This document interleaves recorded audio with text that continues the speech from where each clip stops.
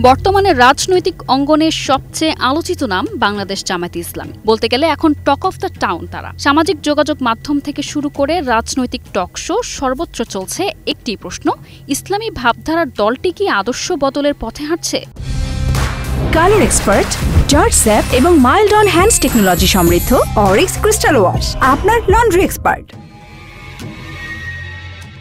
সম্প্রতি স্পেনের রাষ্ট্রদূতের সঙ্গে জামায়াতের আমির ডাক্তার শফিকুর রহমানের এক বৈঠকে নতুন দলীয় লোগো এবং পতাকা দৃশ্যমান হওয়ার পর শুরু হয়েছে বিতর্কের ঝড়।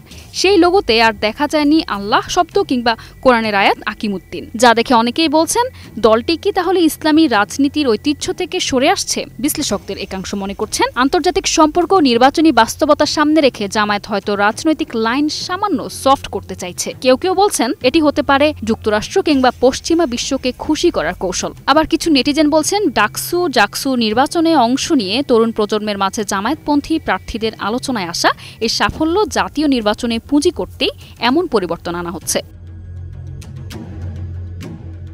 অপরদিকে সামাজিক মাধ্যমে অনেকেই ব্যঙ্গ করে লিখেছেন, যেসব দল একসময় জামায়াতকে মৌলবাদী তকমা দিত, আজ তারাই নতুন রূপে জামায়াতকে দেখে দ্বিধায় পড়ে যাচ্ছে।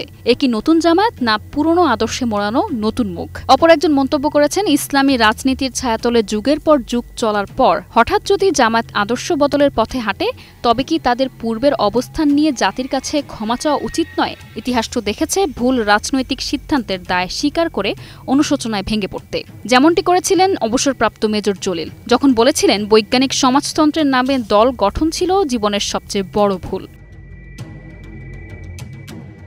এদিকে রাজনৈতিক সমীকরণেও গুঞ্জন থেমে নেই। কেউ কেউ মনে করছেন বিএনপির সঙ্গে দ্বন্দ্ব ও ইসলামী দলগুলোর জোটে জায়গা না পাওয়ার হতাশা থেকেই জামায়াত এখন ভিন্ন পথে হাঁটছে। আবার কেউ লিখেছেন কলকাতার পত্রিকায় মির্জা ফখরুল ইসলাম আলমগীরের বক্তব্যকে কেন্দ্র করে জামায়াত বিএনপিকে দিল্লিপন্থী হিসেবে ট্যাগ এখন সেই ভারতের অনুকম্পা পেতে নিজেদের দলের লোগো থেকেই আল্লাহ শব্দ বাদ দিচ্ছে।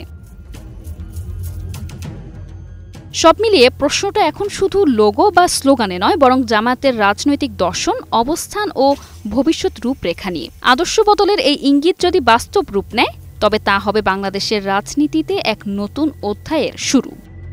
নিশা আলম, নিউজ ডেস্ক, 21 টেলিভিশন।